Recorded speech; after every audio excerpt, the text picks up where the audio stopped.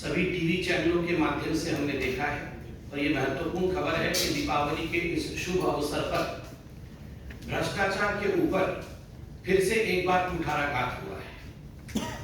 और हमने देखा है न्यूज के माध्यम से कि मिनिस्ट्री ऑफ होम अफेयर्स जो है राजीव गांधी फाउंडेशन RGF और Rajiv Gandhi charitable trust RGCT, ये जो दो NGO थे गांधी परिवार के, जिसकी चेयरपर्सन खुद सोनिया गांधी जी स्वयं थी, इन दोनों के ऊपर प्रतिबंध लगाने का काम MHA ने किया है। प्रतिबंध FCRA foreign contribution regulatory act के अंतर्गत, जो 2002 में एक्ट बना था, उस एक्ट के अंतर्गत ये कार्यवाही हुई है। और जो कुछ भी मैं आज बताने वाला हूं, जैसा कि आपको विदित है, सरकार और पार्टी अलग अलग यूनिट होती है, सरकार पार्टी को ब्रीफ नहीं करती है, इसलिए जो कुछ भी मैं बताने वाला हूं ये पब्लिक डोमेन में है और उन्हीं विषय को मैं आपके सम्मुख प्रतिपादित करने वाला हूं। हम सब ने देखा था कि राजीव गांधी फाउंडेशन को लेकर किस प्रकार से बहुत सारे एलिगेशंस पब्लिक डोमेन में आए थे, बहुत सारे खुलासे हुए थे।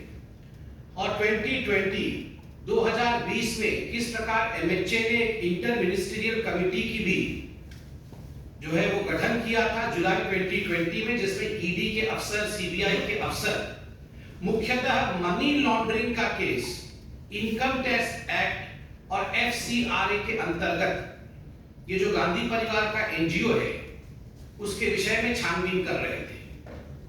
आज जब ये खबर आई है कि FCRA के अंतर्गत लाइसेंस रद्द किया गया है गांधी परिवार के इस NGO का, भारतीय जनता पार्टी और देश की जनता इसका स्वागत करती है।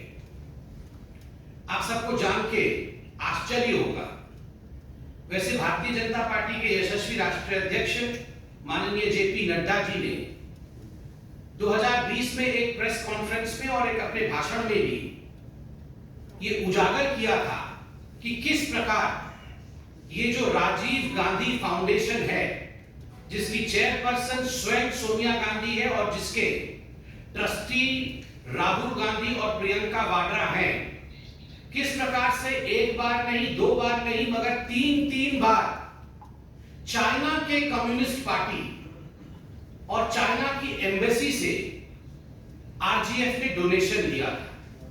ये सारा कच्चा चिट्ठा आपके सामने उस समय भी रखा गया था, मैं दोबारा आपके सामने रख रहा हूं। Partner organisations and donor year 2005 to 2006 ये राजीव गांधी फाउंडेशन का है। इसमें आप देख सकते हैं जो डोनर्स लिस्ट है उसमें government of people's republic of China, government of people's republic of China.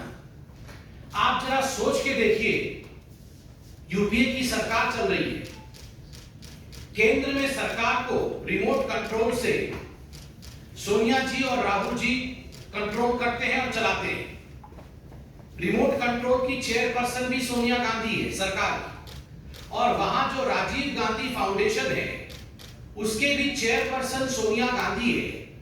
और किस प्रकार से सोनिया गांधी जी जिस राजीव गांधी फाउंडेशन की चेयरपर्सन है उसमें करोड़ों रुपए चीन की सरकार से बतौर डोनेशन सोनिया गांधी ले रही है।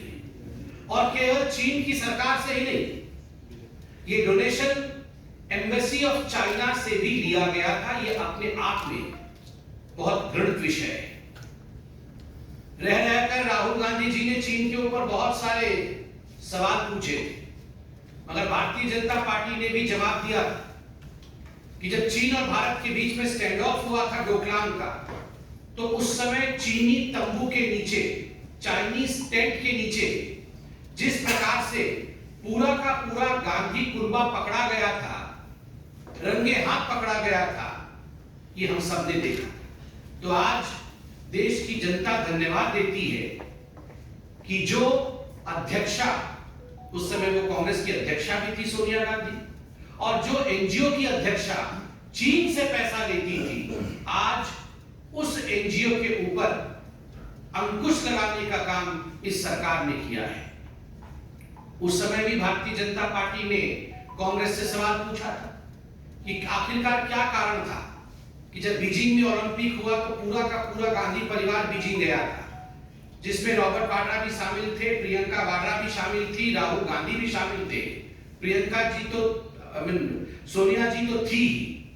और वहां उस अवसर पर सोनिया जी की मौजूदगी में शी जिनपिंग और राहुल गांधी के बीच एक करार हुआ था, एमओयू हुआ था। उसके बाद ये डोनेशंस आए थे। तो स्वाभाविक रूप से उसका उत्तर कांग्रेस पार्टी ने तो आज तक नहीं दिया है, मगर आज अंकुश करने का काम हुआ है। केवल इतना ही नहीं, भारतीय जनता पार्टी ने ये राजीव गांधी फाउंडेशन के एक बहुत बड़े दूसरे घोटाले का भी उजागर किया था। और वो घोटाला था, वो गड़बड़ी थी कि prime minister national relief fund जो 1948 में बना था, इस रिलीफ फंड का मुख्य उद्देश्य जो नेचुरल कैलामिटी में जो लोग पीड़ित होते हैं, उन विक्टिम्स के लिए जो जनसाधारण पैसा देती है, कैसे इन विक्टिम्स को, इन पीड़ितों को सहायता मुहैया किया जाए, यह मुख्य उद्देश्य prime minister national relief fund का होता है। मगर आपको जान के दुख होगा कि एक बहुत बड़ा इसकी जो रकम है, यह रकम राजीव गांधी फाउंडेशन को भी डोनेशन और गिफ्ट के रूप में जाता था। डॉक्टर मनमोहन सिंह ने, तत्कालीन प्रधानमंत्री ने पार्लियामेंट के पटल पर खड़े होकर उस समय लगभग 100 करोड़ का एक पैकेज घोषित किया था जो राजीव गांधी फाउंडेशन को जाना था। केवल इतना ही नहीं, 7 ministries, government departments including MHA और 11 पीएसयू जो पब्लिक सेक्टर यूनिट्स थी, उन्होंने आरजीएफ को 2005 और 2013 के बीच में डोनेट किया था। यह भी फहरिस्त हम आपको दिखा सकते हैं। ये वो कंपनियां और ये वो मिनिस्ट्री हैं जिन्होंने सोनिया जी की अध्यक्षता में जो एनजीओ चल रही थी, उस एनजीओ को पैसा देने का काम किया था। आप देख सकते हैं पीएसयू में LIC, SAIL, GAIL, oil India limited, oriental bank of commerce, SBI, bank of Maharashtra, housing and urban development corporation limited हुडको, ONGC, steel authority of India limited. और जहां तक गवर्नमेंट डिपार्टमेंट्स और मिनिस्ट्रीज का सवाल है, ministry of home affairs, directorate of adult education, ministry of human resource, ministry of health and family welfare, ministry of environment and forest, ministry of small scale industries, national self employment mission, a project by the Ministry of Rural Development, और सबला by Ministry of Women and Child Development। ये सारे ministries ने donate किया हुआ है पैसा। और prime minister national relief fund का 2007 और 8 का डोनर लिस्ट में भी आप आरजीएफ पे नाम देख सकते हैं, प्राइम मिनिस्टर रिलीफ फंड का।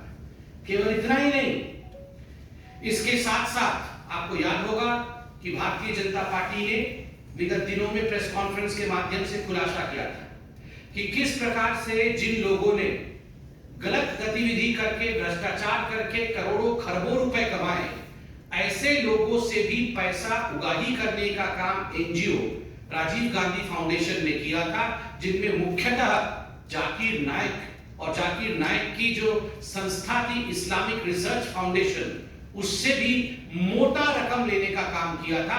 50 लाख से अधिक रुपए लिए थे। ये तो शुक्र है कि भारतीय जनता पार्टी और देश की जनता ने इसका खुलासा किया और उसका नतीजा हुआ कि कांग्रेस पार्टी रंगे हाथ पकड़ी गई। चाहे मेहुल चोकसी हो, चाहे राणा कपूर हो, चाहे एनएससीएल जो स्कैम हुआ था जिसमें करोड़ों खरबों रुपए का घोटाला हुआ था, एनएससीएल स्कैम के भी प्रणेताओं से पैसा लेने का काम राजीव गांधी फाउंडेशन ने किया है। आज भारतीय जनता पार्टी उन तमाम इन्वेस्टिगेटिव एजेंसीज का धन्यवाद करती है कि इस प्रकार के काम करने वालों के ऊपर पूरे भारतवर्ष में कानून के अंतर्गत जो हिंदुस्तान का संविधान कहता है, whatever the constitution of the country says, उसके अंतर्गत कार्यवाही होना बहुत उचित था और ये कार्यवाही हुई है। ये अपने आप में बहुत बड़ी बात है, क्योंकि जिस समय यूपीए का शासन था, किसी में हिम्मत रही थी कि जाकिर नाइक से और चाइना की सरकार से पैसे लेने वाले एनजीओ के ऊपर कार्यवाही कर सके, क्योंकि जितनी मेरी पट भी मेरा, यहाँ भी सोनिया वहां भी सोनिया। याद करिए, सरकार भी सोनिया गांधी चलाती थी, Rajiv Gandhi foundation, Rajiv Gandhi charitable trust और यहाँ तक कि नेशनल हेराल्ड भी यही लोग चलाते थे। हर तरफ, अत्र तत्र सर्वत्र, जहां जहां भ्रष्टाचार वहीं वहीं भ्रष्ट परिवार, जहां जहां भ्रष्टाचार है वहीं वहीं भ्रष्ट परिवार है। इसलिए अंत में मैं इतना ही कहूंगा कि ये जो डायनास्ट्स हैं, as far as the dynasts are concerned, they always enjoyed working without any responsibility. They had no accountability, they had no responsibility, but they enjoyed the perks. And the most important example of this is working through various NGOs which had nothing to reply to the government. The government was supporting these NGOs, paying for these NGOs, while the ones who were enjoying were the dynasts, the Gandhi family. Similarly, the National Advisory Council, an extra constitutional body, was running the government. सरकार और अपने लिए जिस प्रकार ये extra constitutional bodies Gandhi परिवार ने बनाया था, आज उसका पर्दाफाश हुआ है, आज उसका खुलासा हुआ है। धन्यवाद। कोई प्रश्न हो तो? Mr. Patra, you said about the clash of interest. Is it just the clash of interest, or is it a kickback in lieu of something that you are inferring to? See, as far as our press conference is concerned, we were very particular in the beginning that whatever I speak today, I don't extract from any of the investigative agencies, nor from the government, because the government does not report these sensitive matters to the party. Whatever I say today is in the public domain.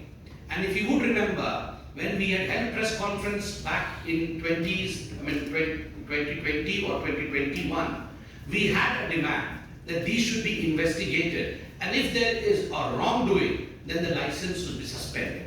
Today the license has been suspended. I believe Bharatiya Janata Party stands validated, vindicated, and we thank for the same. हाँ, इसके अलावा आप इसी विषय पर आपसे related sir, Atishi Marlena MLA from Aam Aadmi Party has written to CBC and Tourism Minister saying that you being, while you were ITPC chairman, you were still the spokesperson of BJP. As per the rules, any public servant cannot be part of official